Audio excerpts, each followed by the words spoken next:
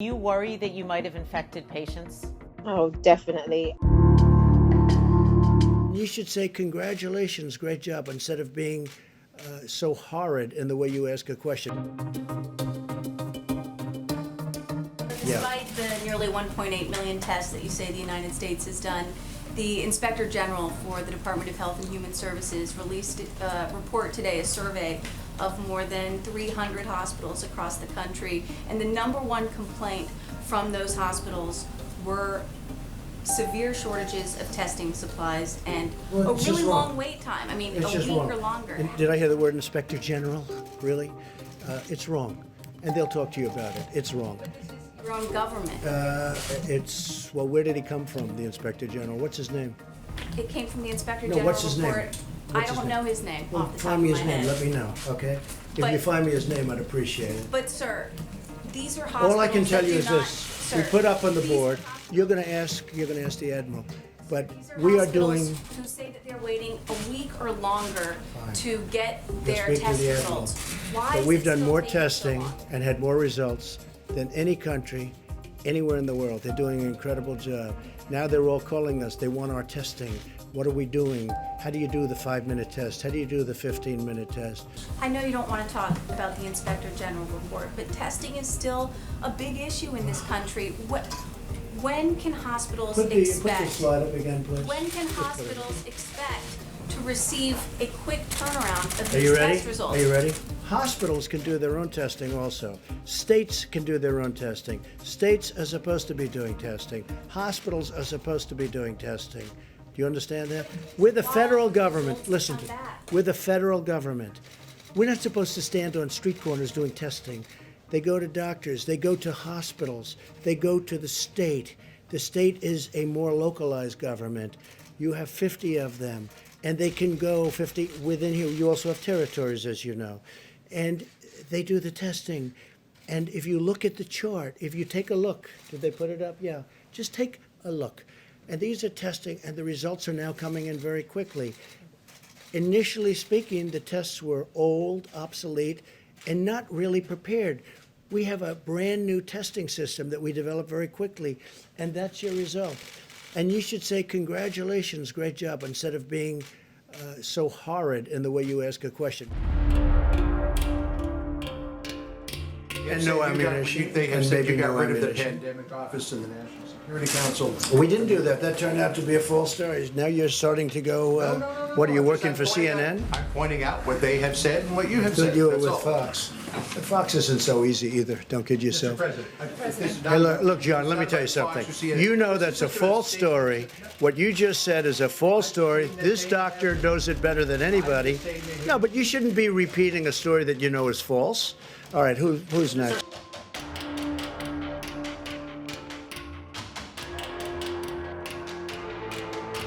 I'm a business person. I don't like having thousands of people around when you don't need them. Fox isn't so easy either. Don't kid yourself.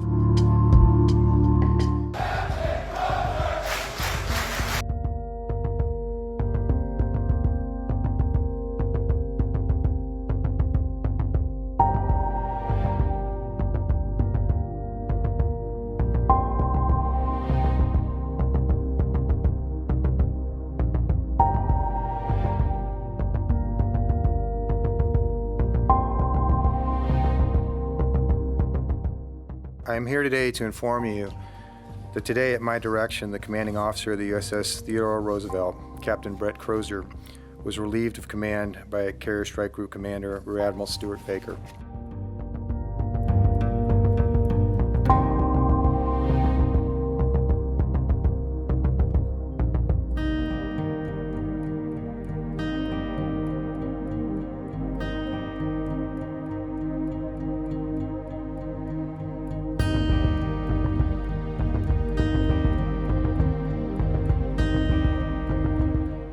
And that's how you send out one of the greatest captains you ever had.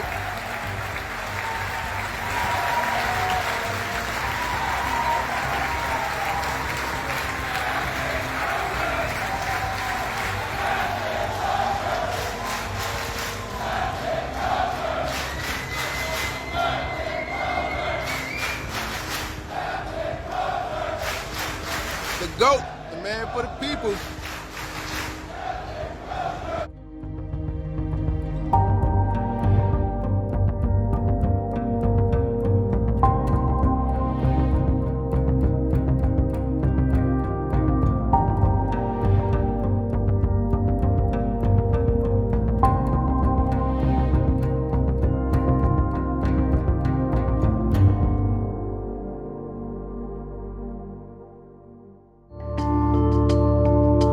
President Trump was warned over and over again that his administration wasn't ready for a pandemic. Now, thousands have died and millions have lost their jobs. But to really understand the extent of the crisis, you have to see these eerily accurate warnings that Trump and his senior team were getting for years.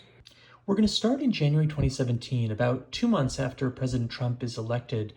And the Defense Department puts out this pandemic response report, which notes that the most likely and significant threat is a novel respiratory disease like the coronavirus, and warns of a shortage of ventilators, face masks, and hospital beds.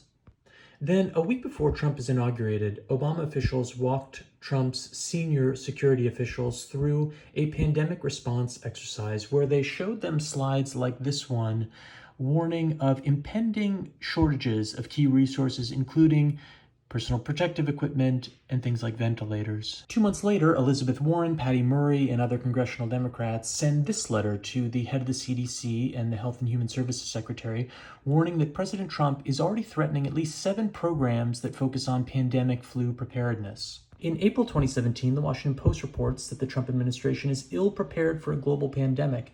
It's filled few of the senior positions critical to responding to an outbreak, and it's proposed sharp cuts to government agencies working to stop deadly outbreaks at their source. This guy was appointed by President Obama to lead the global pandemic response at the National Security Council. Now, his team is disbanded by President Trump in 2018, but in October 2017, he is writing a blog post for the Trump White House website, noting that the world remains underprepared to prevent, detect, and respond to infectious disease outbreaks. Months later, the U.S. intelligence community puts out its worldwide threat assessment, which warns that a novel strain of a virulent microbe that's easily transmissible continues to be a major threat with the potential for a severe global health emergency and major economic and societal disruption. That same month, the CDC announces it is massively cutting pandemic prevention work in a bunch of countries, including China. A coalition of 200 global health organizations says that critical momentum will be lost if that funding is reduced, and the world will be unprepared for the next outbreak. A week later, Bill Gates says he has personally and repeatedly spoken to President Trump about pandemic preparedness and says that the U.S. government is falling short of preparing the nation and the world for a significant probability of a large and lethal modern-day pandemic. That fall, President Obama's former Homeland Security advisor writes this essay, warning that there are clear signs that the world is unprepared for the next outbreak, that funding is being significantly cut back, and that the failure to take this crisis seriously is potentially deadly. It's at this point that the White House fires Tim Ziemer and disbands the global pandemic response team. Even at the time, former U.S. officials call it a really concerning rollback of progress on health security preparedness.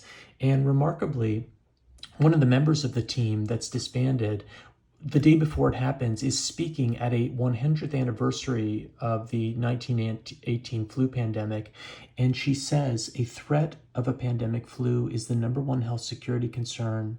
Are we ready to respond? I fear the answer is no.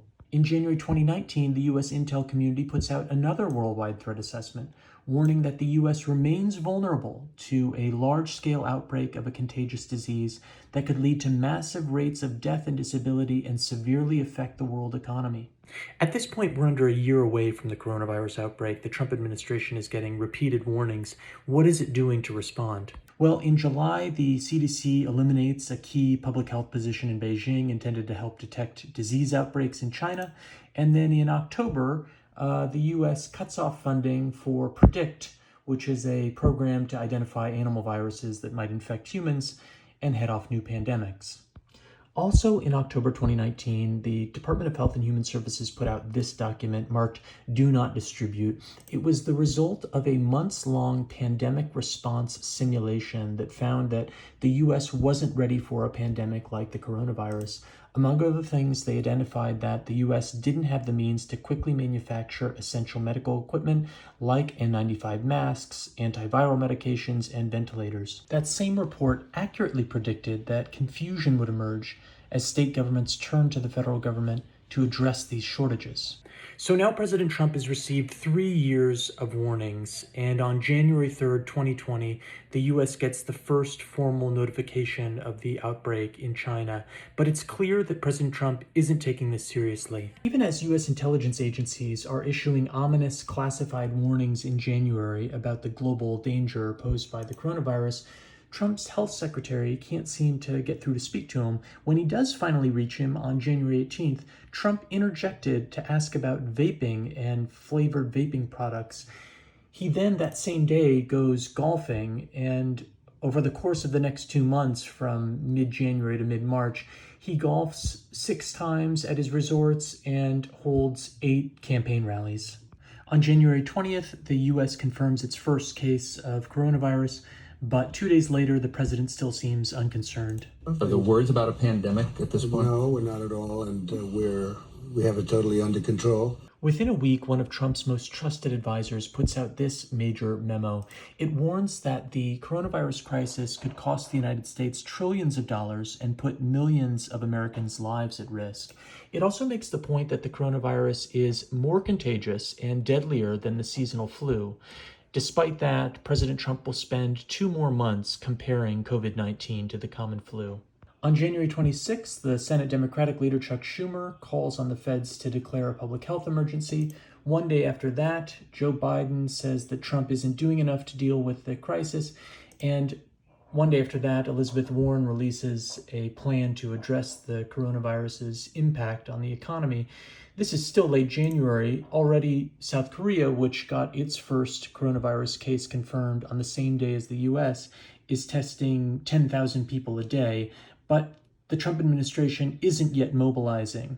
So on February 5th, when the Health and Human Services Secretary asked for $2 billion to buy respirator masks and other emergency medical equipment, he's denied, and the Trump administration only supplies about 25% of the requested funds. Meanwhile, on February 7th, the State Department announces that it is transporting 17.8 tons of medical supplies, including masks and respirators, to China. Trump spends February downplaying the outbreak. On February 24th, he's saying the coronavirus is very much under control in the USA. On February 25th, he says his administration is doing a great job. And that same day, when a CDC official issues a serious warning about the virus, Trump calls back to D.C. from an international flight to complain that the official is scaring the stock markets. By March, the coronavirus had spread around the country, and large portions of the economy had come to a halt. And President Trump changed his line. He started saying things like this on March 6th. It's an unforeseen problem, not a problem. Came out of nowhere. Or like this on March 11th.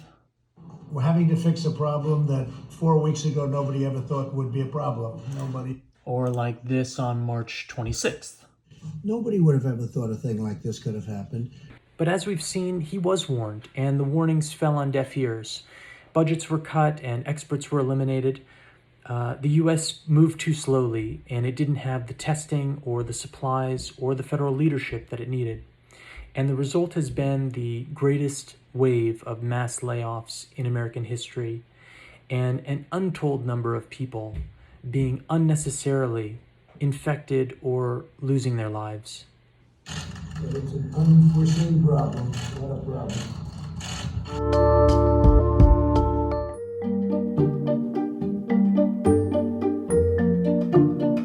There he is, with his hat, Cuomo prime time. Say hello to kid. There, I saw it. It's hard to miss. You're looking. Let's get after it. Let's get after it. I love that saying. You're looking fit and fine.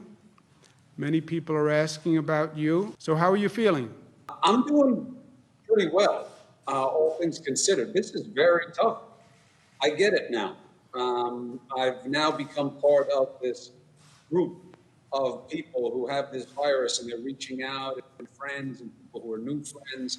They have this 5, 8, 10 days, constant virus, constant fever, and it's tough. I see why it takes people out. You got to rest because your body has the fever because it's fighting the virus. And you've got to chill. I'm very lucky. I have a wife who loves me, who's keeping me fed. I got a nice place to be. So many people don't. You've been very smart, Andrew, in getting people to think about how they can reach out and help people without contact. A lot of people are fighting this alone. We're in a real fight, and we really do have to remember our connections to each other, because otherwise there'll be no way through. I got hit with fever and those rigors. It was like out of a movie. I tell you, I had the hallucination. I was seeing pop. You came to me in a dream. You had on a very interesting ballet outfit, and you were dancing in the dream, and you were waving a wand and saying, I wish I could wave my wand and make this go away. And then you spun around and you danced away. Well, that's there's a lot of metaphoric reality in that one. I thank you for sharing that with us. It was kind of you. Obviously, it I can't has. get that picture out of my head. That's all I see. I look at you. Obviously, the fever has affected your mental capacity. And yeah. And being alone all the time. I think everything I say is funny. So you still have a fever? Do you have a fever today? I have a fever right this instant, Governor. Really? Well, you look good. Oh, yeah. I have to tell you, comparatively, you look good. I know that sometimes we joke. I'm not going to do that today. You know, rule 1 is never hit a brother when he's down, and you're literally in the basement. So I'm going to refrain from any rebuttal today. I don't know, Andrew. I have to tell you, this is probably your best chance. Because when I'm healthy, you know what happens when we go toe-to-toe and I'm healthy. So really, if I were you, now's the time to strike. Look, first, I have no doubt that you would hit me when I'm down. That's the difference between us, and that is my point. That's not who I am. I love these press conferences. I think you should have one every day. Yes, I have been. I know you haven't noticed. Oh. Yes. Sorry. I've never seen you work harder than now. And I've never seen you have this kind of desperation to source equipment, and you're drawing in from everybody you know. And you've done everything you can to stay positive with the federal government. And that is so important right now.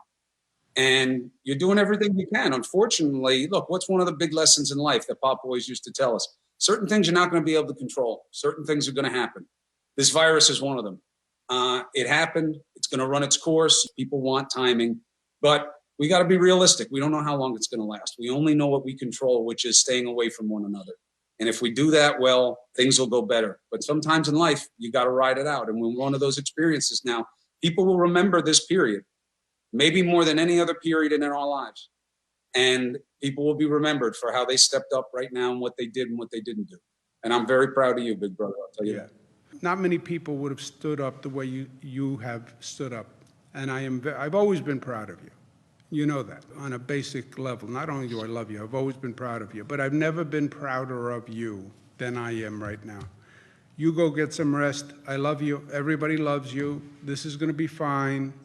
You're going to get through it, and you're going to do a beautiful public service in the meantime. And then we'll go fishing, we'll have a drink, and we'll laugh about it. Love you. Ciao. Questions?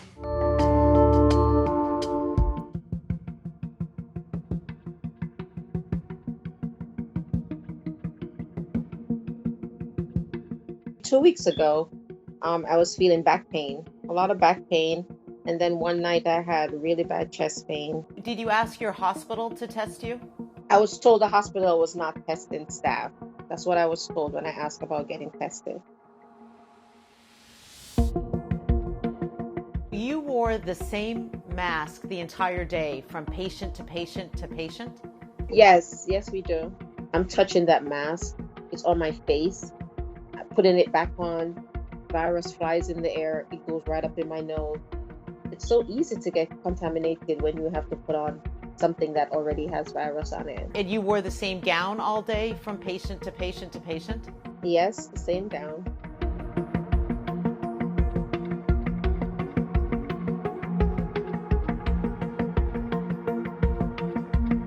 I said, please, just this one time, do it. I just want to make sure I don't have it. I don't want to spread anything. She said, okay, and she tested me.